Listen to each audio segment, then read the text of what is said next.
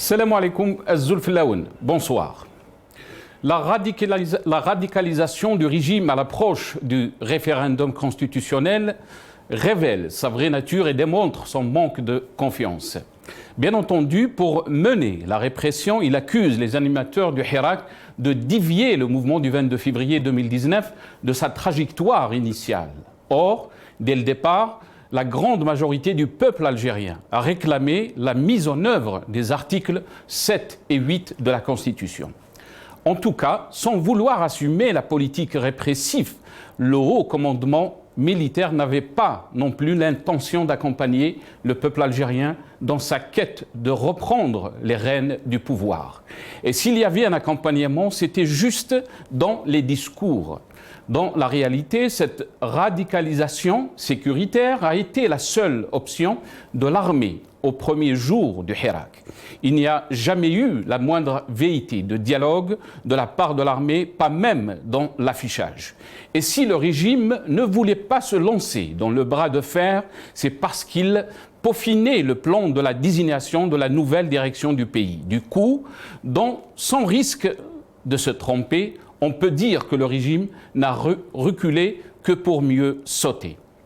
Après le 12 décembre 2019, le régime a pensé avoir résolu la crise politique, bien qu'aux yeux des Algériens, les mêmes problématiques se posent pour le régime. Il faudrait vite tourner la page du Hirak si la crise sanitaire a donné un sursis inespéré au régime. Il n'en a rien fait pour évoluer et répondre à minima aux attentes du peuple. Le pouvoir algérien, plus que jamais, concentré entre les mains des principaux chefs militaires et policiers, tente de se réorganiser et de regrouper pour empêcher par tous les moyens le retour du Hirak à l'issue de la crise pandémique. La fenêtre d'opportunité qui s'ouvre alors pour reprendre le contrôle de la situation politique est une aubaine que le régime tente à sa manière caractéristique entre répression et manipulation d'exploiter. Sur le fond de l'AGI propre, la thèse d'un changement d'époque martelée par les communicants et accréditée par un énième projet de révision constitutionnelle. Ce rituel bureaucratique est observé à chaque changement de chef d'État. Le message, toujours identique, étant de signifier le caractère civil du régime, de signifier un engagement vers une plus grande ouverture démocratique et d'attester le rôle du leader du président récemment intronisé par l'AMP. Évidemment, bien peu nombreux sont ceux qui accordent la moindre substance à cette clause de style. La Constitution est notoirement un texte sans valeur, contraignant pour un système dont la direction réelle, en dehors des institutions, ne rend aucun compte et ne respecte aucune règle. Le chef d'état-major de l'AMP, Saïd Chinguiriha, poursuit son plaidoyer en faveur du référendum constitutionnel populaire du 1er novembre prochain, à la faveur de ses tournées dans les régions militaires et les commandements des différentes forces. À la deuxième région militaire, où il s'est rendu aujourd'hui, le chef d'état-major estime que la remise sur les bons rails du pays exige des pouvoirs publics la hiérarchisation des priorités, et la priorité actuelle, c'est le référendum populaire du 1er novembre prochain. Pour le patron de l'AMP, le référendum n'est qu'une opportunité pour retourner au peuple pour lui permettre d'exprimer sa voix en toute liberté. En toute souveraineté, sur la révision qui va consacrer le rééquilibrage des pouvoirs, la participation des jeunes à la gestion des affaires publiques pour tracer le chemin de l'Algérie de demain. Une fois, de manière assumée, l'émission de l'armée dans l'espace public et politique du pays, une fois de manière assumée, l'espace public politique du pays, en tout cas, les grands pays n'ont pas besoin de messie, mais ils bâtissent leur pays en s'appuyant sur toutes les compétences en Algérie. Tous les choix depuis 1962 sont faits par le régime, la rédaction de la Constitution, l'accès aux médias, les choix économiques, la liberté sélective, etc. En un mot, rien n'a changé depuis 1962. Il est illusoire de rechercher les issues à la crise générale économique, politique et sociale dans les vaines approches techniques ou financières. La reconstruction nationale est conditionnée par le respect des libertés publiques et de l'état de droit. C'est à ces conditions que la société libérée retrouvera confiance dans son destin, que le peuple pourra enfin mobiliser les moyens de reconstruire un État viable dans lequel il se reconnaît pleinement, que l'Algérie, dans sa très ancienne dynamique d'émancipation et sa soif de liberté, soit à même d'organiser enfin un futur où toutes et tous trouveront les raisons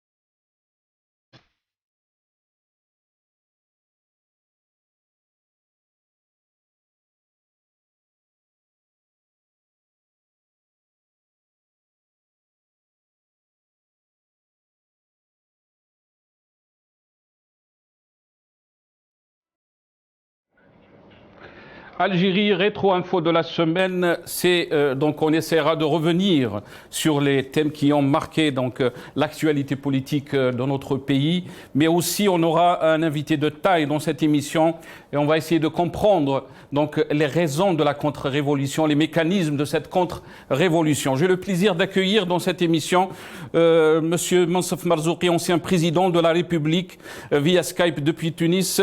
Monsieur le Président, merci d'avoir accepté notre invitation. Marhaba bik. Marhaba, c'est moi qui vous remercie de votre invitation et je salue tous vos téléspectateurs et téléspectatrices. Merci. On aura aussi Djemal Ghessoum, ex-candidat aux législatives algériennes depuis Paris. C'est Larbi Zouaimia, analyste politique depuis le Canada. Professeur Houari Addi, professeur émérite Sciences Po de Lyon.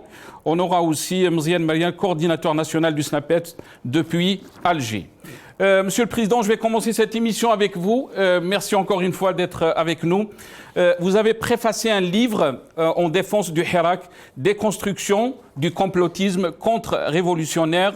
Bien sûr, vous avez vécu aussi cette expérience de la contre-révolution. Comment qualifier de ce qui se passe en Algérie, Monsieur le Président ? Oui, d'abord, laissez-moi vous dire que j'interviens ici à titre privé, bien entendu. Je n'ai aucune position officielle et cela me permet d'être à la fois libre et d'être à l'aise, puisque n'ayant aucune fonction, je n'engage ni mon pays, ni mon gouvernement, ni rien du tout. Donc c'est en tant qu'homme libre que je m'adresse à vous. Aussi en tant qu'ami du peuple algérien frère, et bien entendu je connais très bien à quel point les Algériens sont intraitables quand il s'agit de leurs affaires privées. Ils détestent, et je le comprends très bien, que des étrangers, entre guillemets, se mêlent de leurs affaires intérieures. Donc c'est absolument pas dans une approche, disons, d'interventionnisme ou de donner des conseils, des choses comme ça, c'est absolument pas dans cette logique-là. mon approche à moi est de dire comment j'ai vécu, moi, en Tunisie, ce qui s'est passé, comment je vois ça dans le monde arabe. Et il vous appartient à vous, Algériens, en toute autonomie, en toute indépendance. Et je vous fais absolument confiance. D'ailleurs, la grande admiration que j'ai du Hirak, c'est ça qui m'a amené à prendre le risque, entre des guillemets, de parler avec vous. Donc, je vais vous livrer mon expérience de ce qui se passe, comment je vois la chose. Eh bien, il y a un tournant historique qui a été pris dans le monde arabe à partir de 2010. Un tournant historique qui a fait que les peuples ont dit assez. Nous ne voulons plus de ces dictatures, nous ne voulons plus de ces régimes corrompus.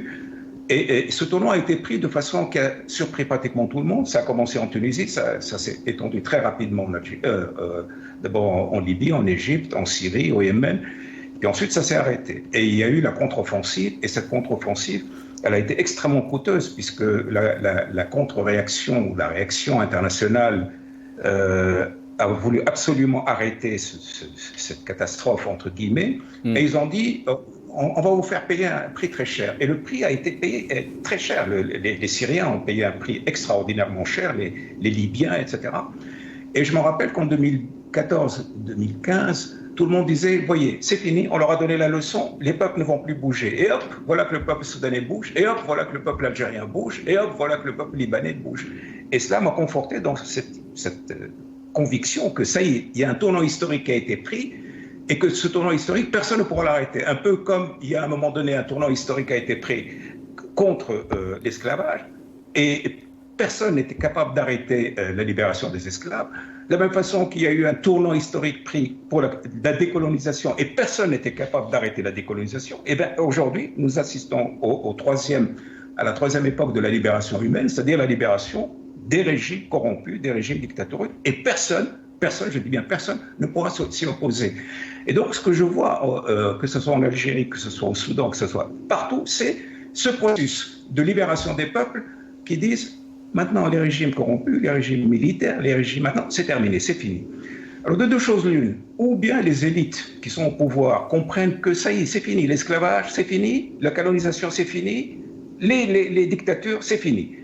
Et ils acceptent de négocier avec les peuples une transition pacifique. C'est ce que nous avons voulu faire en Tunisie, ou ils n'acceptent pas. Et apparemment, ils n'acceptent pas. Ils ne sont pas assez futés, ils ne sont pas assez intelligents, ils ne connaissent pas la profondeur de l'histoire. Et ils se battent pour garder, comme en 1860, les Américains se sont battus pour garder l'esclavage. En 1957, les Français se sont battus pour garder l'Algérie française. Aujourd'hui, vous avez un certain nombre d'élites qui se battent pour garder l'ancien système, qui jouent les malins, qui jouent les retards, qui jouent le blocage, etc. Mais, encore une fois, je répète, c'est fichu pour eux, le tournant historique a été pris, et c'est la raison pour laquelle, pour moi, le Hirak en Algérie fait partie de ce mouvement gigantesque, ce mouvement universel de libération des peuples, et personne, je dis bien personne, ne pourra s'y arrêter.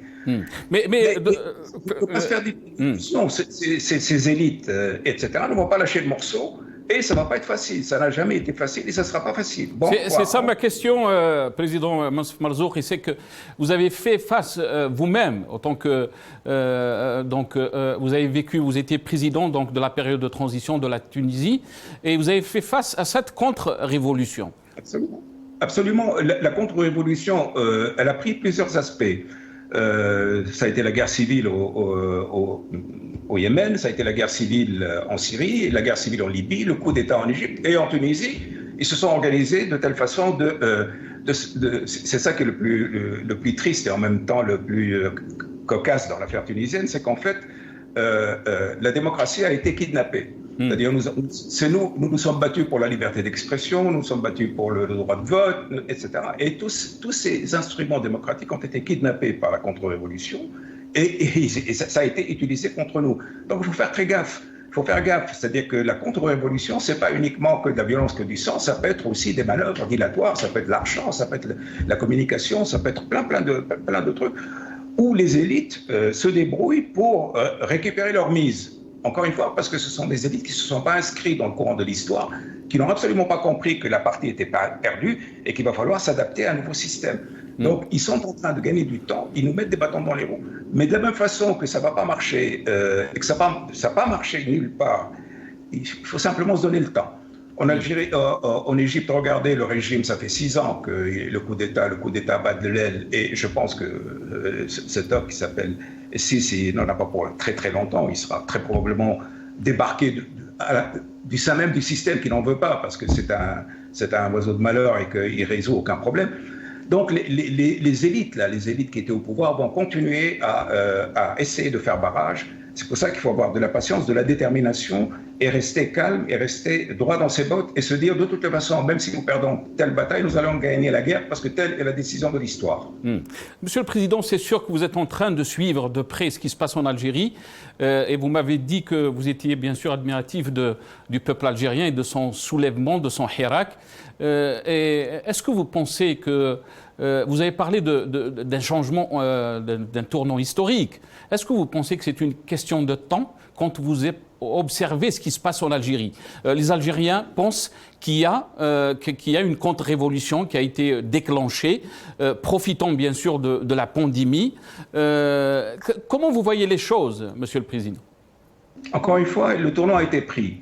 Et c'est un tournant qui a été pris dans le cœur, dans les esprits. Et ensuite, il y a un problème de génération aussi. Et la génération de la contre-révolution, c'est la génération de l'ancien système, c'est-à-dire ce que nous avons hérité du bourguibisme, de toute la période post-indépendance. C'est une génération vieillie. Je fais partie, moi, de cette génération, donc je la connais très bien, cette génération. Mais peut-être à la différence des gens de mon âge, moi je me suis rendu compte qu'il y a aujourd'hui une nouvelle génération. Il y a ce que j'appelle les e-generations, c'est-à-dire la génération électronique. C'est des générations complètement différentes. Donc rien ne va marcher avec eux. C'est-à-dire tout ce qui a marché avec les vieilles générations, avec la génération des parents ou des grands-parents, aucun effet avec les nouvelles générations. Vous avez un nouveau peuple aujourd'hui en Algérie. Nous, en Tunisie, nous avons un nouveau peuple. Parfois, même moi, j'ai du mal à le comprendre, ce nouveau peuple, ces nouvelles générations. Et les élites qui ont pris le pouvoir pendant 30, 40, 50 ans, elles sont encore à croire qu'ils sont affaire à l'ancien peuple. L'ancien peuple est fini, même biologiquement. Aujourd'hui, vous avez des nouvelles générations avec lesquelles donc toutes les techniques de manipulation, d'intimidation, etc. ne vont pas marcher. C'est la raison pour laquelle, encore une fois, je suis absolument convaincu que c'est une question de temps pour que dans tout le monde arabe, il y ait ce grand projet politique que moi je vois en gestation partout, c'est-à-dire le projet peuple de citoyens, État de droit. Voilà, c'est vers ça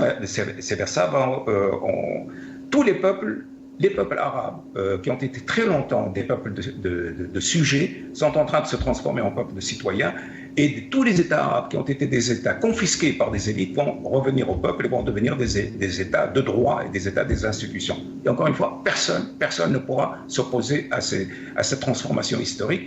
Malheureusement, il y a un certain nombre d'imbéciles qui vont tout faire pour bloquer ou pour retarder le processus, mais ils seront emportés par le courant tôt ou tard. Donc, encore une fois, il faut avoir de la patience, il faut avoir de la détermination, rester droit dans ses bottes et ne rien céder. Très bien. Si on revient un peu sur une autre question, Monsieur le Président, bien sûr, il y a beaucoup d'observateurs, et là je parlerai bien sûr de ce qui se passe en France par rapport à la communauté musulmane. Est-ce que vous pensez que, d'un côté, il y a des observateurs qui disent que la France est un pays libre, qui respecte bien sûr tout ce qui est droit de religion et tout ça, de pratique, mais dans le cadre de la laïcité. Et de l'autre côté, il y a des observateurs qui sont en train de dire que la montée de l'islamophobie est très inquiétante. Vous, qui avez vécu en France, Monsieur le Président, qu'est-ce que vous pensez de ce climat particulier? C'est un climat extrêmement malsain et extrêmement dangereux pour les relations qui devraient être des relations de bon voisinage entre le Maghreb et la France. Nous avons tellement de liens, que ce soit des liens d'amitié, des liens familiaux, des liens historiques, toutes les sortes de liens. Et aujourd'hui, malheureusement, tous ces liens peuvent être mis en danger. De toute façon, moi, ce que je dirais aux musulmans qui vivent en France, premièrement, il faut être absolument très clair sur la condamnation du terrorisme et sur la condamnation de la façon dont cet instituteur a été assassiné, qui est quelque chose d'abject. Là, il faut être très clair, et je suis très heureux de savoir qu'effectivement, toute la communauté musulmane a été très claire là-dessus. Et en même temps, il faut faire très attention parce qu'il y a un climat préélectoral en France, et malheureusement, l'islam va être une carte facile chez les uns et chez les autres. Et là, il faut rester extrêmement sobre, extrêmement calme, ne pas se laisser aller à toutes les provocations, parce qu'il va y avoir beaucoup de provocations, il va y avoir beaucoup de surenchères. L'extrême droite va jouer de cet incident absolument exécrable et malheureux pour monter en puissance. C'est une arme qui leur a été donnée malheureusement. Et donc il faut garder la tête froide et il ne faut pas faire de la contre-surenchère, parce qu'aujourd'hui, ce dont j'ai peur, c'est que leurs extrémistes laïcs et nos extrémistes religieux se nourrissant les uns des autres, ça va être une balle de ping-pong, ça va être va susciter, va provoquer l'autre. Et là, malheureusement, nous sommes partis dans un dérapage qui risque très dangereux. Moi, j'en appelle au calme, au sens de la responsabilité des uns et des autres. Et je suis sûr qu'en face, nous allons trouver aussi un certain nombre d'amis français qui vont aussi être dans cette logique, dans cette union entre des gens raisonnables et responsables contre les excités d'où qu'ils viennent. Si on revient un peu sur une question de la géopolitique, Monsieur le Président, et bien sûr, on n'est pas très loin des élections américaines. On sait que les États-puissants s'immiscent dans la gestion des pays, bien sûr concernés donc, avec ces révolutions. Comment vous voyez les choses par rapport à cette question géopolitique, Monsieur Dr Monsef Merzouki?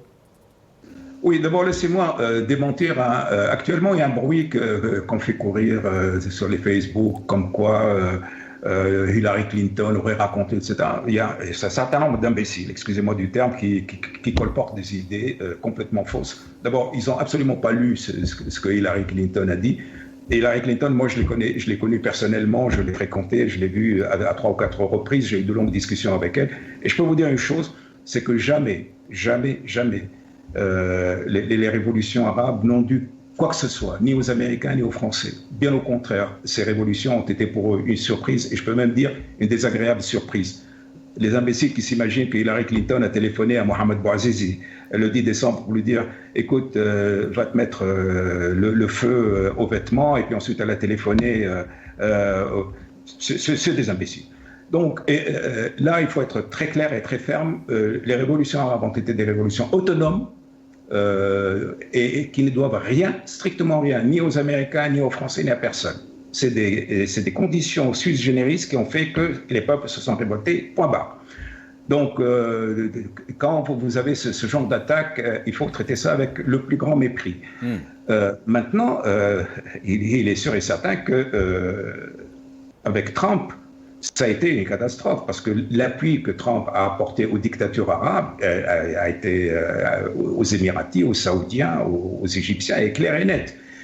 Donc, est-ce que si jamais Biden est élu, ce que je souhaite, j'ai connu Biden, j'ai eu une longue discussion avec lui, parce qu'en 2014, j'ai assisté à un sommet africain et américain, à la Maison Blanche, et donc j'ai discuté avec cet homme qui me paraît un homme tout à fait raisonnable.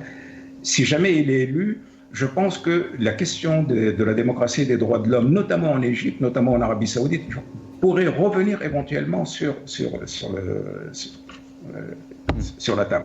Mais si jamais Trump est réélu, là, la contre-révolution dans le monde arabe va se sentir les bras complètement libres. Et nous allons avoir des difficultés, c'est-à-dire que le processus qui va nous amener à cette libération totale de l'état de droit, la démocratie, une véritable démocratie, le peuple de citoyens, ce processus, il va se continuer. Encore une fois, personne ne pourra l'arrêter, sauf que nous allons avoir beaucoup de difficultés, nous allons encore ramer pendant 4 ans. Très bien. Si on peut terminer très rapidement, je sais que vous n'avez pas beaucoup de temps et je vous remercie de nous accorder donc cet petit entretien sur la question tunisienne. Monsieur le Président, vous étiez donc président de ce pays dans une période de transition. Comment vous voyez la Tunisie maintenant en 2020? Est-ce qu'elle est sur les bonnes rails pour un vrai changement démocratique comme ça a été voulu par le peuple tunisien? Le processus, encore une fois, où on passe d'un peuple de sujets à un peuple de citoyens, d'un État confisqué par les élites corrompues à un État de droit, est un processus très lent. Ça se règle pas en 2 ans, ou 3 ans, ou 4 ans, ou 5 ans. Ça prend des années, ça prend des décennies. Pour moi, pour le moment, la Tunisie est toujours un État gouverné par une constitution que j'ai eu l'honneur, le grand honneur de parapher. Pour le moment, la démocratie, bien que relativement corrompue, reste encore fonctionnelle. Pour le moment, nous avons un État qui tient la route. Je ferai tout pour que, en tant que citoyen, pour que le processus, donc lent, difficile et pénible, puisse se continuer. Maintenant, les accidents sont possibles. Nous sommes menacés par les anciens sbires du système, là, qui hurlent très fort et qui ont l'intention d'utiliser les mécanismes de la démocratie pour établir leur dictature. Il y a des courants populistes aussi qui sont extrêmement dangereux aussi pour la démocratie. Donc on n'est pas sorti de l'auberge. S'imaginer que la Tunisie est maintenant hors de danger, c'est complètement faux. Mais la Tunisie a des hommes et des femmes qui sont capables de défendre les acquis de la révolution. Et ça, ils le savent. Ils le savent, c'est pour ça qu'ils font très attention où ils mettent les pieds. Dernier mot, donc vous pensez, Monsieur le Président, que le changement voulu par les populations arabes est une question de temps? Absolument. Les nouvelles générations, moi, encore une fois, ce dont les élites, les anciennes élites ne comprennent pas parce qu'ils ne lisent pas Facebook. Moi, je lis régulièrement Facebook parce que je veux comprendre c'est quoi cette génération. Comment ils écrivent. Je n'aime pas la façon dont ils écrivent, leur façon de parler, etc. Mais je suis fasciné. Je me dis, c'est un nouveau peuple. Et c'est ce nouveau peuple qui, à mon avis, est porteur de tous les espoirs parce qu'il est totalement hors du contrôle de l'ancien système. Et c'est ça, encore une fois, ce que les élites ne veulent pas comprendre. Ils s'imaginent qu'ils ont encore... Ils fonctionnent comme s'ils avaient encore affaire aux parents et aux grands-parents de ces jeunes-là. Nous avons une population jeune et, encore une fois, si on ne la comprend pas, si on ne l'accompagne pas, si on ne fait pas partie d'elle, on est éjecté, on n'est rien. C'est ça la grande leçon, c'est ça ce que j'aimerais que les gens qui sont de mon âge, qui ont encore un minimum de bon sens, comprennent et savent que ça ne sert à rien de s'opposer à cette nouvelle vie et qu'il faut l'accompagner. Et que, s'il vous plaît, nous avons assez souffert, nous avons assez perdu de temps, vous nous avez fait perdre trop de temps, ça suffit, qu'on avance, adaptez-vous, c'est à vous de vous adapter aux nouvelles générations, c'est pas aux nouvelles générations de s'adapter à vous. Merci, Monsieur le Président. Juste pour rappeler que vous avez préfacé en défense du Hirak déconstruction du complotisme contre-révolutionnaire. Merci, Monsieur le Président Mounsef Al-Marzouqi. Ya'tik saha, barakallahu fik. Merci, Dr Mounsef Marzouqi, ancien président de la Tunisie, qui était avec nous. On va essayer d'enchaîner très rapidement avec nos invités aussi sur les questions qui concernent notre pays, la médiocrité du discours politique et surtout donc, le discours de la haine, dont l'Algérie nouvelle, la journée nationale de la presse, la rentrée scolaire, M. Chingri Haïs discours, l'état-major et la politique, bien sûr. Avec le plaisir, on a avec nous l'Arbi Zouaimia, analyste politique depuis le Canada via Skype. C'est l'Arbi, marhaba bik.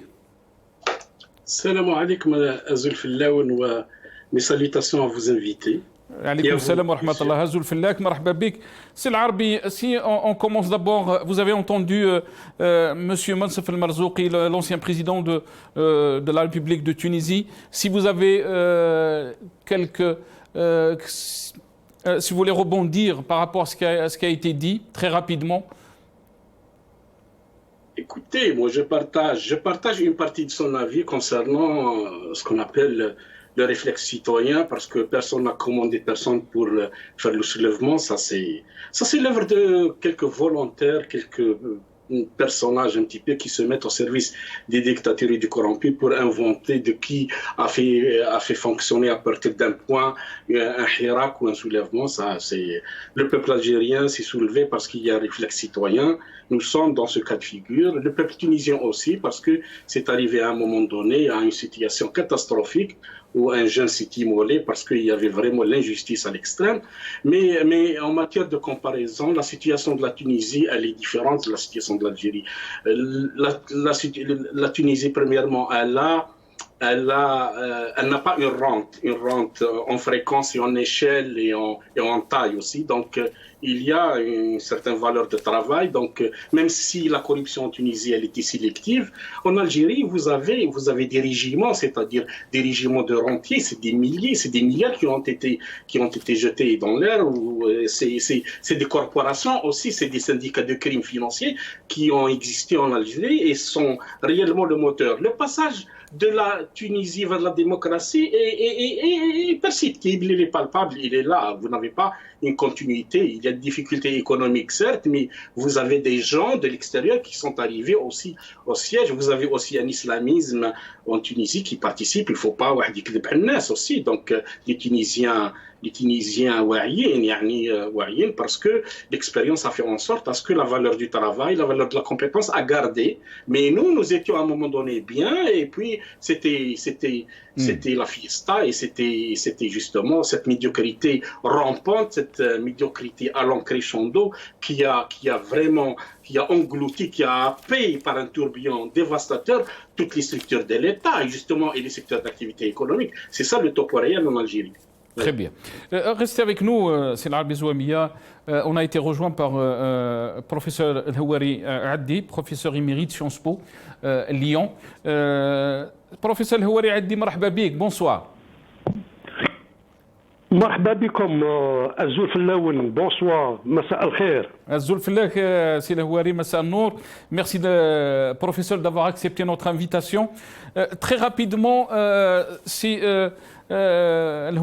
si on revient un peu donc, par rapport à l'actualité qu'on a vécue en Algérie cette semaine, bien sûr, le dérapage du ministre du sport, et Sid Ali Khaldi, un dérapage qui quand même qui nous ramène vers les dérapages qu'on a connus sous Bouteflika. Qu'est-ce que vous en pensez, professeur El-Houari Addi? C'est une maladie structurelle du système politique algérien, dans la mesure où l'élite administrative qui dirige l'administration gouvernementale est une élite qui est choisie par les militaires. Et les militaires choisissent sur des critères. Le critère de l'obéissance, de l'obséquiosité, et en général, quand on est obséquieux, et on n'a pas de principe, on est un médiocre. Et on a eu, il n'est pas le premier, il y a eu beaucoup de gens de cette espèce qui nous ont insultés à longueur de journée.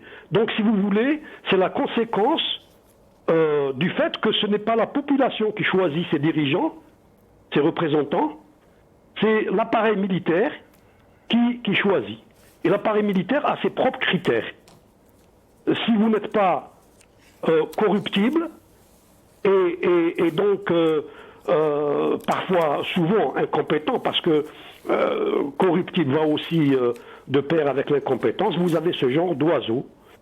S'il avait été élu, c'est-à-dire s'il était passé depuis sa jeunesse dans des syndicats, dans des partis, s'il avait milité sans contribution, rétribution, contrepartie financière, il serait arrivé au niveau de député ou de ministre, après avoir été socialisé politiquement, après avoir respecté les gens avec qui l'ont formé et qui lui ont donné le souffle des idéaux, ben, il n'aurait jamais insulté Mais comme il sort directement, comme disent certains, du club des pains et des boîtes de nuit, qu'est-ce que vous voulez attendre de ce genre de personnes?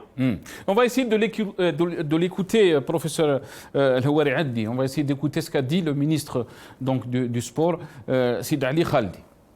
إن شاء الله نبنوا دولة كما حبها بيان أول نوفمبر أن تكون ديمقراطية اجتماعية ذات سيادة ضمن إطار المبادئ الإسلامية.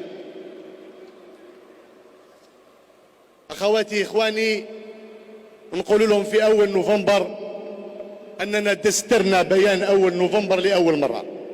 نقول لهم يوم أول نوفمبر أننا دسترنا بيان أول نوفمبر لأول مرة منذ الاستقلال، واللي ما عجبوش الحال يبدل البلاد، واللي ما عجبوش الحال يبدل.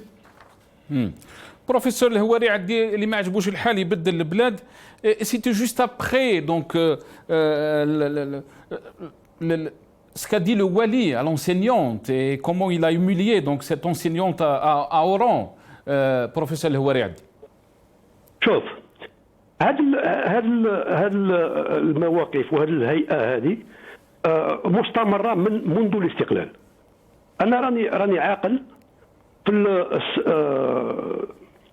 en 1974 74 الهواري بومدين دار خطاب وين قال اللي خاصه الزبده باسكو على ليبوك il y avait une pénurie de beurre. دار اللي بغى الزبده يروح للخارج. الغدوه في سعيده كتبوا له في الحيوطه اللي بغى السيجار يروح لكوبا. هذه ماشي غير من اليوم، هذه راهم يقولوها لنا. ما عجبكش الحال c'est-à-dire si vous n'êtes pas d'accord avec moi qui veux monopoliser le pouvoir, ben vous quittez le pays.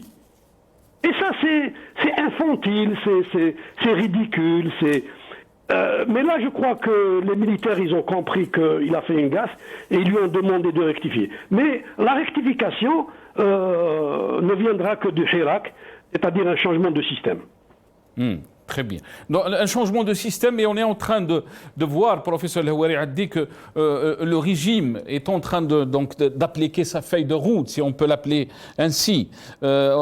Bien sûr, le référendum, on est à une semaine du référendum du 1er novembre, et aussi toute la machine du service après-vente a été déclenchée pour faire passer donc ce référendum. Et parmi cette machine, c'est les déplacements de Shingriha et ses discours.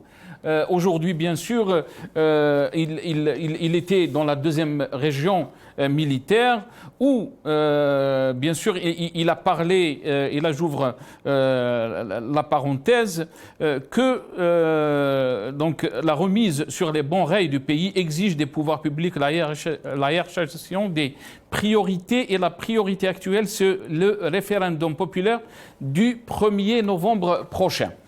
Qu'est-ce que vous en pensez, Sil Houari? Le général Shingriha, quand il fait des déclarations, il ne les fait pas en direction de la population algérienne. Il charge Tebboune de parler aux civils.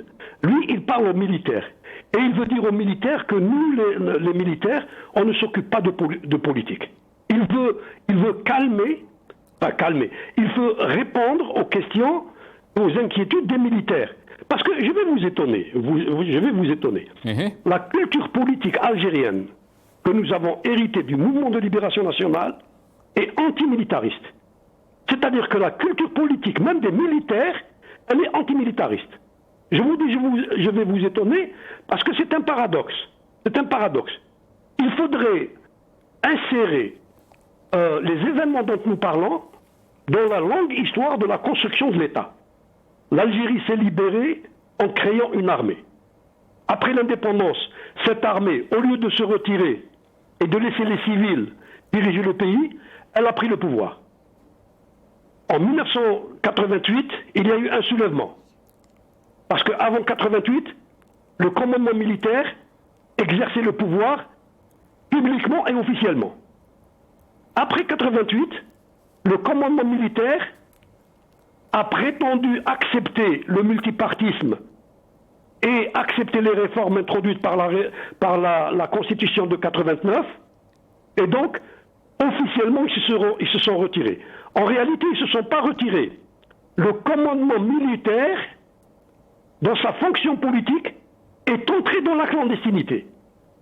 C'est-à-dire que le commandement militaire, aujourd'hui, il a deux fonctions. Il a une fonction militaire qui est publique, qui est officielle, qui est institutionnelle, et il a une autre fonction qui est politique, c'est-à-dire c'est le bureau politique de l'Algérie, qui est au-dessus du gouvernement, et c'est cette fonction-là qui est dans la clandestinité. Le général Shingriha est un homme public en tant que général, et en tant que chef politique, c'est un clandestin. Il vit dans la clandestinité.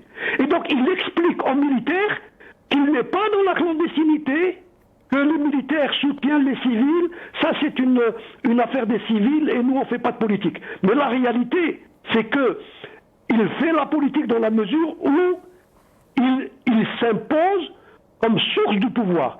C'est lui qui choisit ses ministres qui passent leur temps à nous insulter. C'est lui qui choisit le président. Ce sont les militaires. Mais ils le font clandestinement. Parce que la Constitution ne permet pas cela. La Constitution stipule que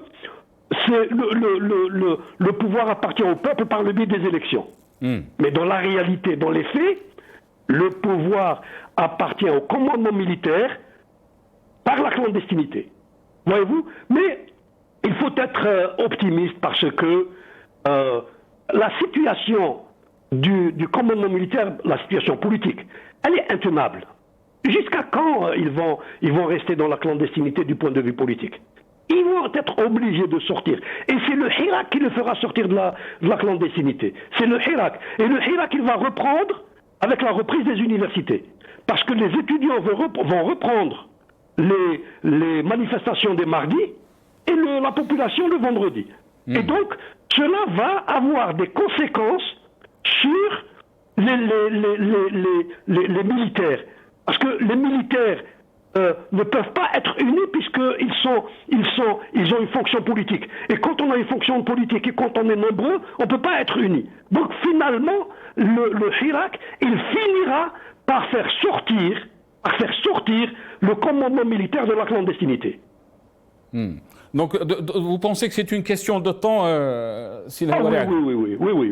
Oui.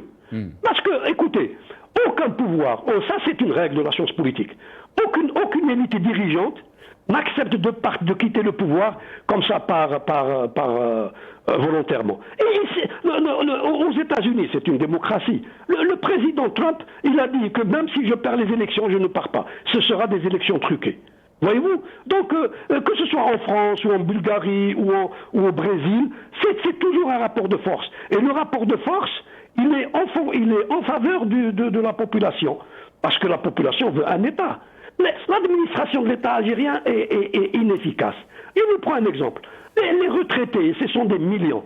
Ils n'arrivent pas à retirer leur argent On leur impose le CCP. Alors que partout dans le monde, les opérations bancaires se font à travers Internet à partir de chez soi. Et en Algérie, il faut que des vieux, ils se lavent à 6 h du matin, ils font la queue pour qu'à 10 h du matin, on leur dit qu'il n'y a pas de liquidité. Ça veut dire quoi? Ça veut dire que l'administration gouvernementale est incompétente. Elle est incompétente, non pas pour planifier l'avenir, elle est incompétente pour gérer le présent. L'avenir, la politique. Faire de la politique, ce n'est pas gérer le présent. Faire de la politique, c'est construire l'avenir. Et ce que nous sommes en train de payer aujourd'hui, c'est l'inaction. D'abord, c'est l'échec du régime de Boumediene. Ensuite, l'inaction de Chadli. Ensuite, la décennie noire. C'est ça les conséquences. C'est-à-dire que si on a un gouvernement élu aujourd'hui et voulu par la population, il ne va rien faire, il ne va pas changer radicalement la situation dans le présent. Mais il va travailler pour que dans 5 ans, dans 10 ans, dans 15 ans, la situation s'améliore. Très bien. Je sais que vous n'avez pas beaucoup de temps et je vous remercie beaucoup pour cette petite intervention. Professeur El Houari Addi, professeur émérite Sciences Po Lyon. Merci d'être avec nous. Je vais revenir à vous, l'Arbi Zouaïmiya, sur cette question donc du discours politique qu'on a connu ces derniers jours. On a entendu bien sûr le ministre du Sport et de la Jeunesse. Qu'est-ce que vous en pensez, c'est l'Arbi? Écoutez, j'ai quelque chose à dire, parce que nous avons parfois des analyses un petit peu particulières, spéciales parfois. La Corée du Sud a été gérée depuis 1962 par un régime autoritaire, plus un régime terrible, jusqu'en 1979. C'est le général Park Chung-hee. Et en 1974, au moment où Boumediene disait « si vous n'avez pas de beurre, allez en France », il n'avait pas de beurre lui aussi. J'accepte ça. J'accepte ça. À ce moment-là, en Corée du Sud, celui qui portait un bout de pain de plus dans son cartable ira en prison. Donc la construction de la performance, du succès de la Corée du Sud a passé par une phase de dictature. Et ce n'est pas la dictature en elle-même qui est le problème. Parce que nous ne sommes pas nés démocrates. Parce que même le gouvernement provisoire de la République algérienne, le GPRA, est illégitime, si on veut retourner en arrière. Donc le problème actuellement, c'est que justement, même si la dictature, il n'y a pas de dictature, même s'il n'y a pas de militaire, mais vous avez toujours le carburant, vous avez toujours ce qu'on appelle la substantifique Mouel, qui est en train d'alimenter ce qu'on appelle cette galaxie de la ronde. Parce qu'à un moment donné, nous avons sous-estimé dans notre jeunesse que واحد تاع الحزب يدي سكنة لبن عمه ولا يدخل ولده يخدم. كنا peut-être ça passe. C'est la petite corruption. Mais maintenant nous faisons face, justement, nous faisons face à un bouba, un roule, un monstre qui se cache justement, qui n'est pas dans le Hirak, ou il est dans le Hirak, ou il a un pas dans le Hirak et un pas dans la galaxie du Rang. C'est ça, c'est le problème. Parce que justement, la banque qui a été cambriolée de 100 milliards, 150 milliards, elle suffit à elle seule de vous constituer des régiments de 2 millions de rentiers qui sont actuellement les militants de ce pouvoir, en dehors de l'emprise militaire. C'est très important. Nous faisons face à un déluge de l'assiette subventionnée, qui est une maladie sociale. Parce que l'Amérique du Sud aussi était dictateur. Il y avait une dictature. Au Brésil, il y avait une dictature. Mais au Brésil, c'est une économie émergente. Nous n'avons pas vu passer la démocratisation. Mais nous, parfois, on a des analyses comme si nous étions prêts à une démocratie en 1962. C'est fou. Même aux États-Unis, il n'y avait pas de démocratie. En Italie, face à nous, il n'y avait pas de démocratie. En Espagne, face à nous, il y avait Franco jusqu'en 1975. C'est très important. C'était dans des phases de la société à peu près. Parce que nous n'avions pas les instruments de la démocratie en 1962. Nous sommes sortis d'une guerre fratricide où justement... Mais monsieur Larbi, il y avait un gouvernement qui était légitime. Il y avait un coup d'État. Les coups d'État étaient successifs. Ça, c'est une analyse dogmatique et partisane. Ça, c'est une analyse. Parce que si on revient aussi, la révolution aussi, c'est le mat 49, la révolution. Ce n'est pas 4 personnes qui dissertent quelque part en Tunisie. Il faut dire la vérité, justement. Même au Vietnam. Est-ce que vous êtes en train de dire est-ce que راك تقول باللي on doit accepter une forme de dictature, mais non, pas du tout. Non, on n'accepte pas ça. Mais justement, on doit situer un petit peu. On situe peut-être le 1/4 du problème. Même pas le 1/4 du problème. Mais les 3/4, ça vient ailleurs. Justement, maîtriser un Hirak maintenant. Ramener les gens aussi qui sont divisés, même dans l'intérieur du pays. Il ne suffit pas de voir les universitaires à Alger pour un petit peu faire ce qu'on appelle un aperçu un petit peu triomphaliste. Ce n'est pas ça. Moi, je n'ai pas dit qu'il faut, mais j'ai dit il faut bien situer le problème. Le problème, monsieur Jody, le Vietnam, qui est Ho Chi Minh n'a pas accepté que des gens prennent le stylo plus de 2 jours. Il y avait le stylo, il y avait le Kalachnikov.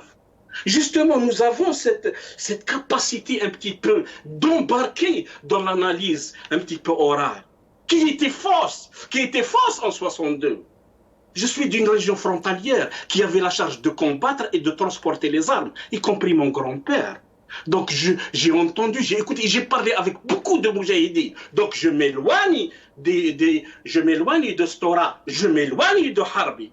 Parce que j'ai écouté, j'ai entendu toute ma vie, on a et c'est pour cela que nous disons actuellement, certes, il y a une emprise du pouvoir, parce qu'il a choisi, il y a un général qui est sorti de quelque part pour choisir, parce que le général, il n'était pas justement, le général Tal Koucha, il n'était pas peut-être animé par une dictature, une philosophie, il avait une doctrine. Il se défendait parce que dans sa tête à lui, il y avait un Hirak, il y avait des gens nouveaux qui vont venir. Ça sera leur décompte. C'est le schéma le plus plausible parce que vous n'avez pas de généraux normalement qui apprécient les arts plastiques. Mais non, c'est les généraux du CPA.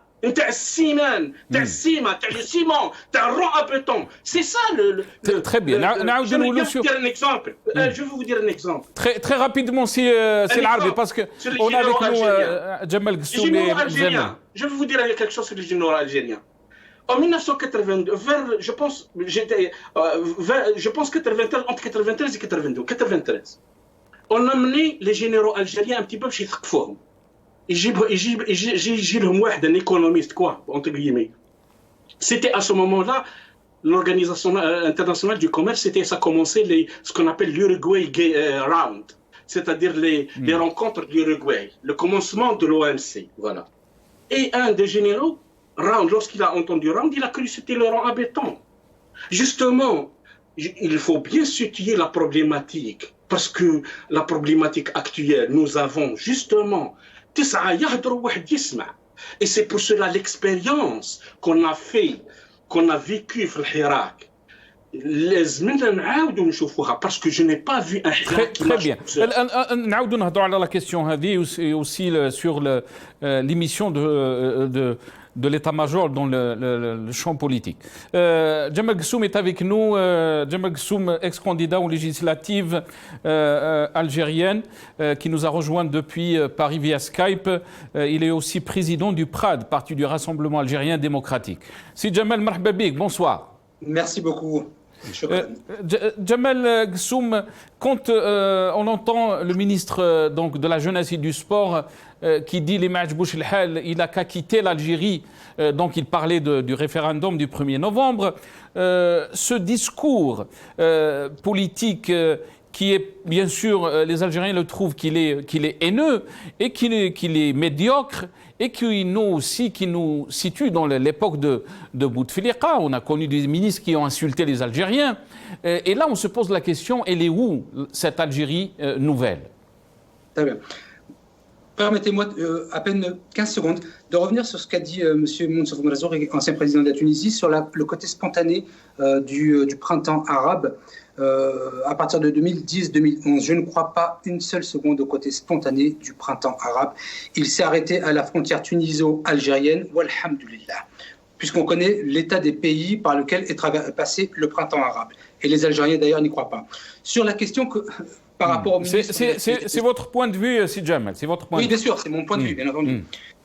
Sur la question du ministre de la Jeunesse et des Sports, que dire sinon la hawla wa la quwwata illa billahi al-ali al-azim. On a un ministre de la Jeunesse qui a un langage ordurier, qui fait effectivement, et c'est rare que je vous rejoigne, monsieur Djoudi, qui revient en fait à l'époque pré-anté-islamique, c'est-à-dire avant le 22 février 2019. Je dirais simplement que la question que je me pose véritablement, est-ce que c'est un sabotage? Et là, je vais être un petit peu dans la théorie du complot, me dire qu'il y a des gens qui, dans le gouvernement, et particulièrement ce ministre, qui parlent comme ses pieds. Moi, je dirais,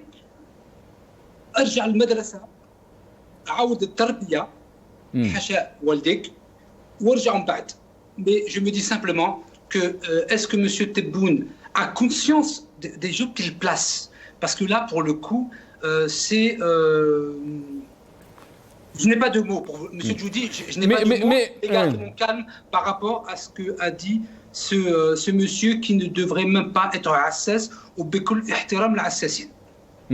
Mais ça reflète cette Algérie nouvelle, Monsieur Djemal Ghessoum. On est en train d'observer qu'il n'y a pas de changement. C'est la continuité dans les discours, c'est la continuité de la médiocrité, c'est la continuité dans les pratiques.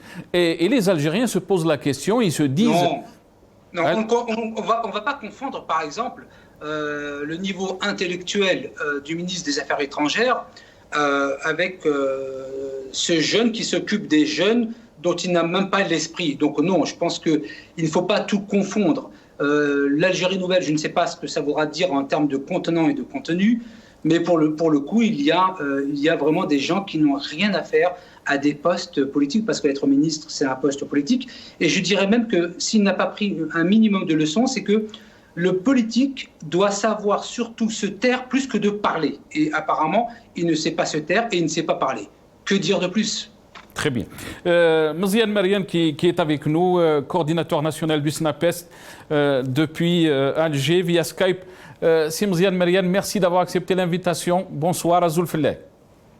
Bonsoir à vos invités et merci pour l'invitation. Mziane Mariane, sur cette question du discours, de la médiocrité de ce discours politique qu'on a bien sûr, et on parle de ces déclarations du ministre de la Jeunesse et du Sport. Qu'est-ce que vous en pensez, Mziane Mariane? Vous savez, lorsqu'on est élevé dans un moule du parti unique, lorsqu'on a été à l'école du FLN, lorsque on est en plein milieu du régime, que voulez-vous entendre? Lorsqu'aussi on est élevé dans un milieu de mépris pour le peuple, sincèrement, que voulez-vous entendre?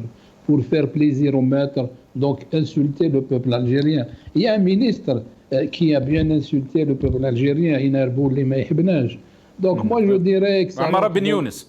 Amara Ben Younes, qui se retrouve actuellement là où sont plusieurs de ses pairs. Donc moi je dirais que c'est une logique pour ceux qui gouvernent, pour certains, pas tous heureusement, de dépasser, de mépriser et de ne pas donner de l'importance à ceux qui l'écoutent.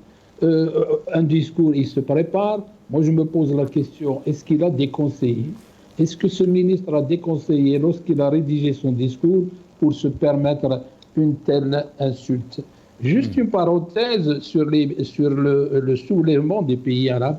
Permettez-moi de vous dire, et là je vais parler en conséquence de cause, sans dire plus, il n'y a pas eu de spontanéité, mais bien planifié à l'extérieur des pays arabes qui ont voulu faire croire à ces peuples arabes qui vont atteindre une certaine démocratie en un peu de temps, un laps de temps, alors qu'eux-mêmes, ils ont mis des siècles pour construire leur démocratie. Et lorsqu'on fait ce genre de raccourci brusque, ça ne peut qu'être une cassure. On ne peut pas atteindre une démocratie occidentale qui a mis des années à se mettre en place en un laps de temps dans un pays arabe qui ne peut déboucher, malheureusement ça a débouché, sur des hivers arabes et non pas des printemps arabes. Très bien. Et on revient sur un autre sujet, c'est Mziane Mariane, et peut-être ça vous concerne plus, la rentrée scolaire cette semaine. Et on a entendu bien sûr le wali de Ouaharan, le wali d'Oran, qui bien sûr qui a traité avec mépris l'enseignante. Comment vous avez donc vécu cette rentrée scolaire? Comment vous la voyez? Et surtout par rapport au comportement du wali d'Ouaharan. Vous savez, on est en train de vivre une situation, moi je dirais, en équation très complexe. Les élèves doivent reprendre les bancs des écoles. Ils les ont désertés depuis le 12 mars à ce jour. On risque d'avoir ce qu'on appelle, nous, en pédagogie, le décrochage scolaire. De l'autre côté aussi, on doit préserver leur santé. Et le problème du protocole de santé, c'est beaucoup plus la distanciation. Donc, distanciation, on est en train de travailler par groupe.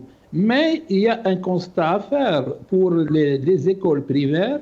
Il y a une partie, l'entretien, les cantines, les agents d'entretien, c'est pris en charge par les assemblées populaires communales. Et le côté pédagogique, il est pris par le ministère de l'Éducation. Et c'est là qu'il y a des disparités. Et c'est là qu'il y a des problèmes pour la prise en charge sanitaire de ces écoles primaires. Il y a vraiment une disproportionnalité entre certaines communes. Il y a des communes riches qui possèdent des ports, qui possèdent des usines, contrairement aux autres communes qui sont vraiment démunies. Donc, on rencontre énormément de problèmes. Et là, moi, je vais vous dire, lorsqu'il y a un silence, lorsqu'il y a un uniformisme, tout ça cache énormément de problèmes. Donc, il suffit d'une situation particulière, et cette situation particulière va faire la mise à nu de la situation. Les tables que la bonne dame a montrées au préfet, ils étaient bien des années dans les écoles. Les portes des sanitaires réparées grâce aux parents d'élèves, ils étaient défaillantes, cassées bien avant. Mais il a fallu ce coronavirus pour faire la mise à nu de ce qui se passe dans nos écoles, pour faire la mise à nu aussi de notre système de santé. Maintenant, revenons au wali. Moi, je l'aimais. Il y a une similitude entre les ministres qui a dit aux Algériens de quitter l'Algérie ou qui a insulté. C'est leur mépris. Ils refusent le débat. Ils refusent d'entendre les véritables problèmes. au lieu de remercier l'enseignante qui a posé les véritables problèmes, il lui a retourné le dos pour vraiment, avec du mépris, comme si il s'est accroché sur une parole lâchée par l'enseignante en disant que Minhad al-Istimar depuis l'époque coloniale, alors qu'il voulait dire depuis Ahad al-Romain que c'est vieux, qu'il n'est pas réparé, que c'est les enseignants qui l'ont couvert. Donc au lieu de la féliciter d'avoir posé le véritable problème pour essayer de le solutionner, malheureusement c'est la fuite en avant. Comment voulez-vous solutionner un problème caché? Comment voulez-vous solutionner un problème s'il n'est pas posé? L'enseignant devait être remercié et non pas méprisé comme il l'a méprisé le ministre. Maintenant, on attend encore le 4 novembre avec la rentrée des lycées et des collèges. Là, ça va être encore beaucoup plus compliqué parce que les lycées et les collèges, c'est des centaines, des fois des milliers d'élèves qui doivent reprendre les bancs de l'école et non pas des petits bambins de l'école primaire ou certaines écoles primaires. Le problème de la distanciation ne se pose pas parce qu'il y a des classes qui ne sont pas chargées, contrairement au lycée et au collège. Sinar Bezouemia, comment vous avez vécu donc le comportement du Wali d'Oran face à cette enseignante, et bien sûr qui coïncidait avec la rentrée scolaire, et là on parle de la rentrée scolaire des primaires. Comment vous l'avez vécu?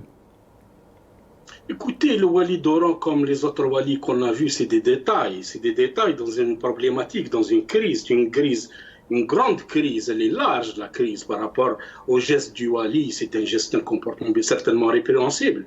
Mais il ne faut pas aussi le Wali d'Oran devient une utilité publique, il devient un personnage d'une utilité publique pour le Premier ministre ou pour un Nidam qui veut se repositionner par rapport à d'autres. Parce que la problématique essentielle qu'on veut, qui nous préoccupe actuellement, c'est le régime, c'est ses têtes, c'est la décision, c'est le microprocesseur du régime. C'est ça le plus important. Et tant que nous n'avons pas vu des signes ou des actions visant justement à entreprendre un processus démocratique, un processus fondateur pour justement mettre en congé définitif toutes les pratiques, quelles que soient toutes les pratiques, justement, donc on peut pas, certainement, on peut dire qu'il n'a pas le droit, mais ça peut pas devenir justement un sujet d'actualité parce que le Wali, c'est pas lui qui décide, on le sait. Justement, le Wali, c'est une résultante. Nous allons pas investir dans la cause. Nous n'allons pas investir dans les conséquences plutôt, mais dans la cause. La cause, elle réside où? La cause, elle réside chez Shingriha, ou là les décideurs, ou là les gens qui ont ce pouvoir d'interner les gens, de séquestrer les gens, d'empêcher les gens de parler, d'empêcher les gens de participer, d'empêcher les gens de dire salat, d'empêcher les gens de faire la politique, d'empêcher de parler. C'est ça le plus important. Le plus important aussi qui fait fonctionner cette machine répressive judiciaire. C'est le cœur. C'est le point d'orgue de la problématique. C'est très important. Nous sommes guidés par la grande ligne. Quel que soit, certainement il y a des comportements. Il y a des comportements douaniers. Parce que vous avez, c'est ça, c'est un processus. C'est un processus qui c'est les accumulations. Mais les accumulations nous imposent justement à une ligne, à un comportement justement délimité pour faire la bonne frappe. Et la bonne frappe, c'est justement comment réorganiser le Hirak. Pas en ouvrant des tribunes comme Ra'la Boumedine, même qu'il y a un dictateur ou un de Sebeb. Et les gens de Guelma ou de Annaba, même d'Oran, même de Tlemcen, ils aiment Boumedine. On va leur dire pourquoi vous aimez Boumedine. C'est comme un Français à un moment donné qui avait justement ce qu'on appelle ce bon sens de dire à certains Français, vous êtes qui pour critiquer le peuple égyptien et Abd Nasser? Abd Nasser est un dictateur, mais il y a un peuple égyptien qui l'aime. Justement, je ne vais pas disserter les problèmes des sentiments ou l'état d'âme de la société, une partie de la société, parce que j'ai la tâche première. C'est premièrement maintenant, je ne suis pas le solutionneur, je ne suis pas la réponse à des années et des années. Je veux la réponse à des problèmes de l'heure qui sont là, face à nous. Face à nous, il y a une régression économique, il y a un désastre. Nous allons vers la faillite, il y a la santé. Justement, l'éducation, j'aimerais bien que vous me laissiez justement, même 30 secondes, l'éducation. En réalité, l'éducation. Nous sommes dans une paupérisation de l'État. Nous sommes dans ce qu'on appelle un problème de la dépense publique. Vous pensez que l'État actuellement, avec ses compétences, avec ses capacités financières, peut gérer 700 000 enseignants 700 000 enseignants et c'est des milliers d'écoles, l'école publique, des milliers de cantines, le transport. Vous pensez qu'il peut, si à jamais il n'y a pas une fiscalité, une richesse qui se crée pour fortifier justement la caisse de l'État capable de redistribuer chez les familles. Nous n'avons pas, le mécanisme est cassé. Le mécanisme est cassé, nous allons voir des problèmes. Et c'est pour cela que les problèmes passent le Wali et ce comportement et se situe exactement là où Tebboune Ishingriha habite. Très bien. Si Jamal Ghassoum, l'Arabie Zouamié est en train de dire que nous sommes face à une faillite qui touche tous les secteurs. On parle bien sûr de l'éducation, de la rentrée scolaire, du comportement du Wali face à cette enseignante, mais on est face à ce danger. Le Wali, je suis d'accord avec M. Zouaimi. En gros, ce n'est que anecdotique. Et puis, on faire une analyse politique sur quelque chose d'anecdotique semble difficile, même si cela peut laisser transparaître des difficultés derrière. Ça, c'est une évidence. Et ça a été soulevé par vos deux invités, et particulièrement M. Méziane, pour lequel je ne retirerai aucun mot qu'il a prononcé parce que je partage l'ensemble de son analyse. Sur la question des difficultés que nous allons rencontrer, bien évidemment qu'elles sont énormes. Et puis, tous les pays du monde vont se retrouver en très, très grande difficulté. Peut-être nous plus qu'ailleurs, parce que nous n'étions pas forcément prêts à affronter les conséquences de la crise sanitaire, mais bien au-delà des conséquences d'une gouvernance de plus de 20 ans. Mais le problème, c'est Jamal Ghouesmia, les observateurs et les experts, ils ne disent pas que le problème est seulement dû à cette crise sanitaire. Le problème économique, la crise politique ou la crise économique, elle était là même avant la crise sanitaire. Bien sûr, mais complètement. C'est pour ça que je parlais des 20 dernières années de gouvernance. Donc effectivement, simplement, il y a eu un problème de gouvernance important, et je crois que ça a été rappelé par un de vos invités sur le fait que même le Wali n'a pas forcément toutes les prérogatives. Et ça me permet de rebondir sur autre chose qui me laisse entrevoir des perspectives. Alors je ne suis pas naïf, je ne suis pas un rêveur, j'ai fini de rêver, mais sur la question de la Constitution et d'un des pans qui est important, qui est la gouvernance, et donc que chacun soit à sa place dans la gouvernance et que ce soit un peu décentralisé, même en termes de décision. Parce que ça a été dit par un de vos invités, je ne sais plus si c'est M. Zouaimi ou M. Méziane, que les villes n'ont pas les mêmes moyens, c'est M. Méziane, n'ont pas les mêmes moyens en fonction, c'est comme en France d'ailleurs, en fonction du tissu économique local. Mais les décisions venaient toujours d'Alger. Et par conséquent, il y avait un écart énorme. Et donc, ça a produit des catastrophes, et particulièrement en termes d'éducation. Et de ce point de vue, je pense que la Constitution, je sais que beaucoup sont contre, moi je suis pour, va apporter au moins une avancée sur la gouvernance et sur deux autres points qui me paraissent importants. Donc évidemment, ça ne va pas changer aujourd'hui. Nous allons vers des moments très très difficiles, ça c'est une évidence. Et donc vous pensez que la Constitution... On va faire évoluer les choses. Donc vous pensez que la Constitution va résoudre ces problèmes-là? Non. Une constitution ne résout absolument rien, et c'est un peu l'échange que nous avions la dernière fois, M. Djoudi, avec Mme Assoul, sur le fait que ce n'est pas parce qu'on vous donne des droits ou qu'on écrit des droits que on vous donnera ces droits. C'est une base, c'est la loi fondamentale du pays, comme il y a des constitutions dans l'ensemble des pays du monde. Il y en a qui n'en ont pas, et je crois que c'était M. Zouaimi, pardon si je prononce mal votre nom, qui avait indiqué cela la dernière fois. Donc, c'est la loi fondamentale et c'est ce qui va permettre de mettre en place une nouvelle gouvernance. Et c'est à partir de cette gouvernance que les choses pourraient évoluer. Vous savez, en France, la décentralisation date de 1983 pour être très très précis. Et de 1983 jusqu'à aujourd'hui, il subsiste encore des problèmes de gestion, à savoir qu'est-ce qui doit être de la prérogative de l'État, de la région, du département. Donc, nous sommes là en Algérie, pour le coup, dans un début de processus qui va nécessiter 15, 20, 30 ans. Donc vous pensez que le problème en Algérie est un problème de centralisation des pouvoirs, c'est ça? Oui, en tout cas, c'est un frein énorme. Moi, j'entends ici et là, lorsque M. Saïd Bouteflika, le président BIS, décidait de qui devait être à telle place dans telle wilaya, oui, évidemment, il y avait un pouvoir, une mafia centralisatrice qui mettait des gens non pas par compétence, mais plutôt par appétence. Et de ce point de vue, c'est un grand frein pour l'Algérie. Est-ce que vous pensez que depuis 2019, on est passé donc de cette politique de centralisation à une politique de décentralisation? Non. Depuis la venue de Abdelmadjid Tebboune, Monsieur Abdelmadjid Tebboune. Alors, depuis 2019, depuis décembre 2019, il faut préciser. Parce que oui, décembre 2019, pardon. Voilà. Donc, depuis décembre, il y a une réelle volonté. Je le dis comme je le pense. Il y a une réelle volonté de faire. Mais vous avez des sobriquets, des va-nu-pieds comme le ministre de la Jeunesse et des Sports.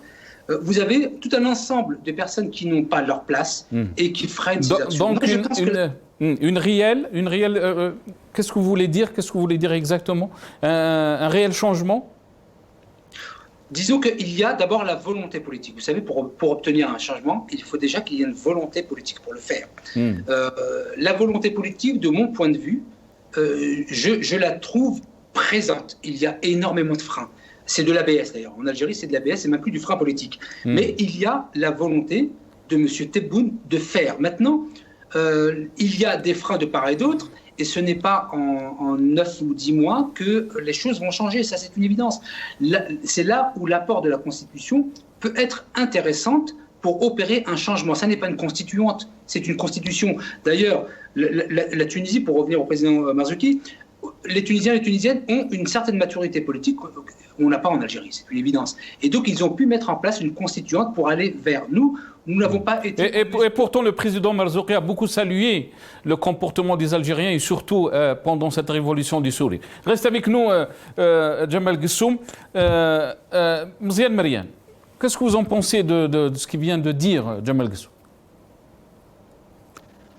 Vous savez, il y a un constat que l'on doit faire concernant la Constitution actuelle. C'est qu'il va s'en suivre ce qu'on appelle des lois organiques, des lois complémentaires de cette Constitution. C'est une preuve qu'on restera dans une continuité absolue. Pourquoi? À partir du moment où il n'y a pas de séparation des pouvoirs législatifs, exécutifs et judiciaires, quelle que soit une décentralisation que l'on peut voir de loin, mais ce ne sera qu'une décentralisation déguisée. Ceux qui étaient chargés d'élaborer des lois organiques des anciennes constitutions, ce seront les mêmes qui vont encore rédiger ces lois organiques à partir du moment que le processus véritable démocratique n'est pas engagé. Donc on restera dans un cercle fermé pour gagner du temps, pour éviter de passer, comment dirais-je, à une véritable mutation. Moi, je dirais, concernant cette mutation, c'est une opportunité qui se présente au régime, aux tenants du pouvoir, pour faire une mutation dans le calme et non pas de faire une mutation dans la violence. Parce que le processus engagé par le peuple algérien, moi je dirais, il est irréversible. Ils peuvent à la rigueur le freiner, mais pas l'endiquer, ne pas l'éliminer d'une façon définitive. Donc, autant faire une mutation, profiter. Moi, je dirais que c'est une aubaine. Et un mouvement pacifique. Le Hirak est pacifique. Donc, profiter pour faire une mutation dans le calme, s'il y a un minimum de nationalisme, s'il y a un minimum d'amour pour la patrie, on doit élaborer, faire cette mutation dans le calme et non pas de risquer de la faire dans la violence. Et la faire dans la violence, les conséquences sont désastreuses et on ne peut même pas imaginer ce qui peut se passer. Donc moi je dirais qu'une opportunité s'est présentée au régime politique, faire la mutation comme d'autres pays avec lesquels on appartenait à un même groupe politique, ils ont fait leur mutation, ils sont sur la voie du développement et le bien-être de leur peuple, que nos politiciens, que le régime politique, les tenants du régime politique fassent cette mutation salvatrice pour l'Algérie. Mais vu les apesanteurs, comme vient de le dire mon ami, vu tout ce qui entoure, tout ce qui est engagé de bien, il faut le dire, le mauvais on le dit, le bien aussi le dit, lorsque un président dégomme un directeur général, il est replacé au bout de 48 heures, sincèrement, que voulez-vous attendre? Donc passons à cette mutation salvatrice pour l'Algérie et pour les générations futures. Très bien. Très rapidement, je vais revenir à vous, Djemal Guessou, avant de donner la parole à l'Arbi Zouemi. Il ne me reste pas beaucoup de temps. Allez-y. Est-ce que vous voulez rebondir sur ce qu'a dit M. Mziane Merian? Mziane Merian a dit on restera dans ce cercle fermé avec cette constitution. Mais il a aussi dit, mais je vais juste changer quelques mots, parce que c'est ma propre définition, qu'il y a une véritable aubaine et une véritable opportunité que le régime n'a pas su prendre. Une véritable aubaine et une véritable opportunité à l'État algérien, parce que nous avons encore un État, pour rectifier le tir et aller dans le bon sens. Sur cette sémantique-là, je suis tout à fait d'accord, mais on ne peut pas... Là, nous sommes dans l'évaluation, l'analyse et l'évaluation. Il y a des perspectives, moi je vois des perspectives, j'en analyserai les faits après. Avant, c'est un jugement. Après, c'est une évaluation. Très bien. C'est l'Arbi Zouemi. Vous avez parlé bien sûr de réorganiser le Hirak. On est en train de voir par-ci par-là des initiatives. Est-ce que vous pensez qu'il y a des perspectives et il y a un espoir d'aller bien sûr dans le sens de la volonté populaire et surtout des revendications du peuple algérien à un vrai changement? Écoutez, la situation pour moi actuellement, il y a feu en la demeure. Mais je profite de l'occasion pour dénoncer les propos du Premier ministre, le cynisme contre le Wali d'Oran, d'une manière par ricochet, il soutient. Ça, c'est un jeu, parce que c'est comme si l'hôpital qui se moque de la charité. Chez moi, les morts sont peu. Non, il ne faut pas y l'abîmer de la badi. La deuxième chose, un petit mot à le ministre de la Jeunesse et du Sport, qui est cousin à Sellal, qui est cousin à la femme de Sellal. Un ministre de la Jeunesse et du Sport, déjà, c'est un gouvernement, déjà, c'est l'accessoire formé dans le tas. Il n'a pas passé par un processus politique. Un parti où c'est formé, où il y avait des débats au sein du parti dans le cadre d'un programme gouvernemental. C'est des gens qui ont été... C'est un gouvernement fabriqué de toutes pièces. Le ministère de la Jeunesse et des Sports, et ça manque énormément les enfants sont délaissés, les jeunes sont délaissés. C'est des milliards qui ont été dilapidés et les jeunes, les enfants surtout, manquent de plein air, de sorties de plein air. Vous avez la fréquence de 7 sorties de plein air par année pour les enfants de 8 à 10 ans et vous n'avez même pas une en Algérie. Les colonies de vacances, justement, les Generation, les le président Merzougui, c'est réel, mais justement, c'est des jeunes. Maintenant, il est vivace, le jeune, il est tout feu, tout flamme. Elle est délaissée parce que ou je ne sais pas quoi, on va manger le foot, quoi. L'autre chose, j'aimerais bien l'observation de M. Guessou, que je salue. Mais je ne compare pas ma France, 83. Nous n'avons rien, Guessou. France, même la France actuellement, elle est consciente de sa situation. Il y a le robotisme et l'automatisme qui s'absentent. Nous ne sommes même pas les stades primaires de l'industrie. Et c'est la faillite. Et c'est pour cela que nous disons actuellement, les éléments capables d'enrichir l'État et la caisse de l'État, pour justement la distribuer sur le plan social, l'école et les hôpitaux, justement, c'est le cœur de la problématique. Et ce que nous avons actuellement devant nous, c'est peut-être la famine avant la démocratie. Parce que les gens à l'intérieur de leur maison, ils ne pensent pas comme nous. Parce que nous, on a mangé, on a tout, on a des voitures, on sort. Justement, il faut se mettre à la place des gens. Il faut vivre leur causalité. Et leur causalité, c'est quoi? Sa pensée première. Qui est au Hirak, c'est comment trouver le travail de l'Ouldou.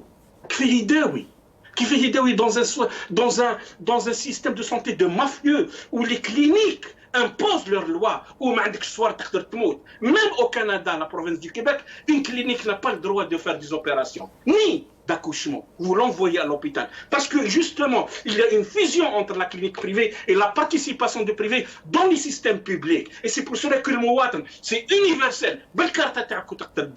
Qui va solutionner ces problèmes? Et c'est pour cela, en fait, je ne vais pas m'étaler. Nous demandons à ce monsieur qui s'appelle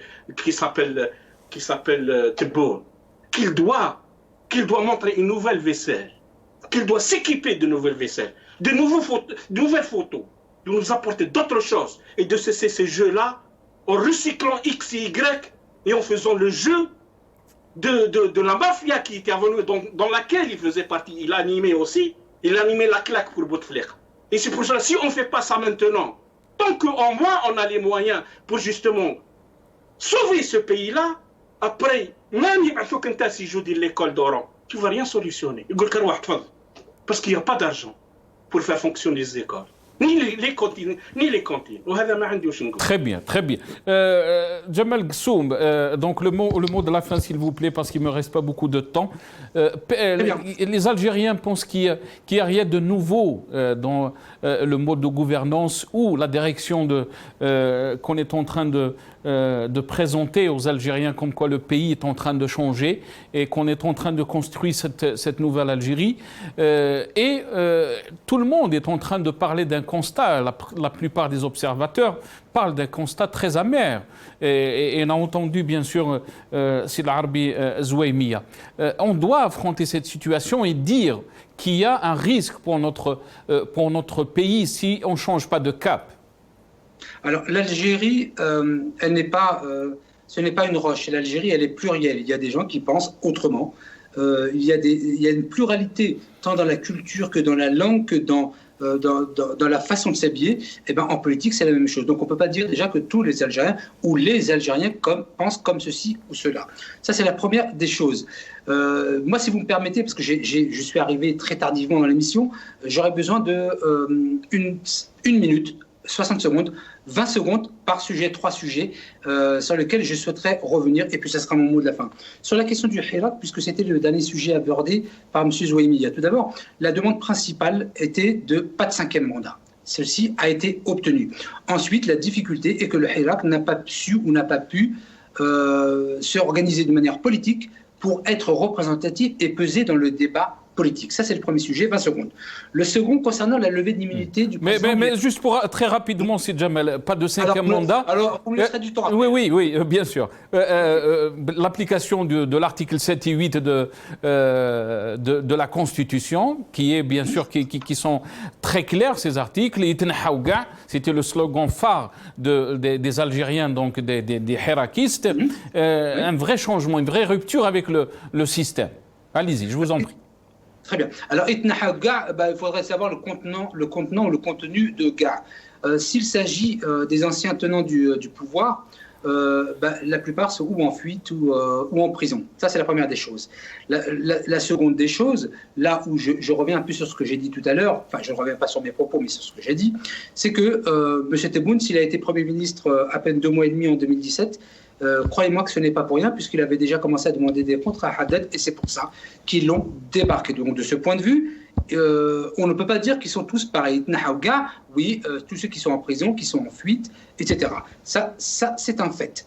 Sur la question je reviens à la levée d'immunité de M. Belabès. Alors, comme toute loi, effectivement, il y a une levée d'immunité, mais c'était valable aussi pour d'autres personnes qui sont maintenant incarcérées. Donc, on ne va pas s'émouvoir d'un côté qu'on retire l'immunité du patron du RCD, si avant on était content par rapport aux gens du FLN. Donc s'il y a une loi, elle doit être appliquée. Sur la question de M. Cheneglah qui intervient dans le domaine politique, l'émission politique.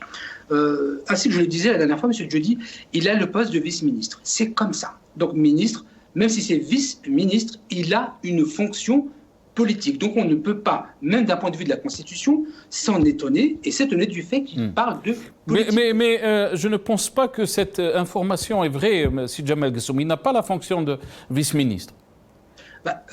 Écoutez, de tout temps, de tout il est ministre de la Défense, c'est M. Tebboune, donc c'est le président de la République, et le chef d'état-major fait office, ou même d'un point de vue légal. Alors, il est chef d'état-major, oui, mais il n'a pas la fonction de vice-ministre de la Défense. Ça a toujours été ainsi, que ce soit de l'époque de Khaled Nazzar. Oui, mais on parle de Chengriha, c'est Jamal Gessoum, et vous aimez toujours bien préciser par rapport à... Allez-y. Alors, si M. Chengriha a officiellement la casquette de vice-ministre, il a le droit de parler de politique. S'il n'est pas vice-ministre, il doit s'occuper uniquement de l'armée. C'est très simple. Très bien. Il doit parler de la politique même dans les casernes. Non, dans les casernes, non. De mon point de vue, ce n'est pas sa mission. S'il n'est pas vice-ministre, parler en face de... Moi, je ne le ferai pas. Très bien, très bien. Merci, c'est Jamal Gessoum, pour ces précisions. Le dernier mot donc à vous, c'est Mouziane Mariane. Désolé, peut-être on a pris un peu plus de temps pour vous donner la parole. C'est Mouziane Mariane. Pas seulement la parole, mais il me reste quelques secondes. Mais allez, je vais conclure. Je vais relever le paradoxe du Premier ministre qui parle à Batna de tablettes et à Oran, le Wali parle de tables usées. Maintenant, moi, je vais dire une chose. L'Algérie vit une situation vraiment particulière et des solutions urgentes et particulières aussi entre Algériens doivent être trouvées rapidement. Moi, je n'ose pas faire des relations, de la comparaison, parce que comparer, des fois, c'est erroné. Comparer, on doit s'assurer de la compatibilité de la relation, de la compatibilité de la relation de comparaison lorsqu'on compare de contexte. Donc, prenons le contexte dans lequel on vit et essayons de trouver des solutions urgentes pour nos pays. Il y va des générations futures et de l'avenir aussi de l'Algérie. La situation, elle est vraiment dramatique. Sur le plan sanitaire, on connaît la situation. Sur le plan financier, ajoutez aussi les conséquences du coronavirus, les risques encore plus graves, que le social encore sera encore laminé davantage. Donc le Hirak, moi je dirais, actuellement, il y a eu une forme d'inertie après l'arrêt du 5e mandat. Donc ce sera très difficile, mais il peut reprendre à tout moment et ajouter aussi, comme je disais, le social aussi peut être encore une génératrice pour le Hirak davantage. Ce qui était sorti pour le problème politique vont être encore rejoints par d'autres qui sortiront pour le social. Donc la situation est urgente de trouver des solutions vraiment urgentes pour sauvegarder l'Algérie. Merci. Merci à vous, Mouziane Mariane, coordinateur national du SNAPEST, qui était avec nous. Merci à Dr Mensef Marzouki, ancien président de la Tunisie, qui était avec nous dans cette première période de l'émission. Merci au professeur Houari Adib, professeur émérite de Sciences Po. Merci à vous, Sil Arbi Zouami, analyste politique, qui était avec nous depuis le Canada. Et merci à Jamal Gessoum, ex-candidat aux législatives algériennes, qui était avec nous depuis Paris. Ya'tikoum Saha, je vous retrouve demain, Inch'Allah. Bqaw ala khair.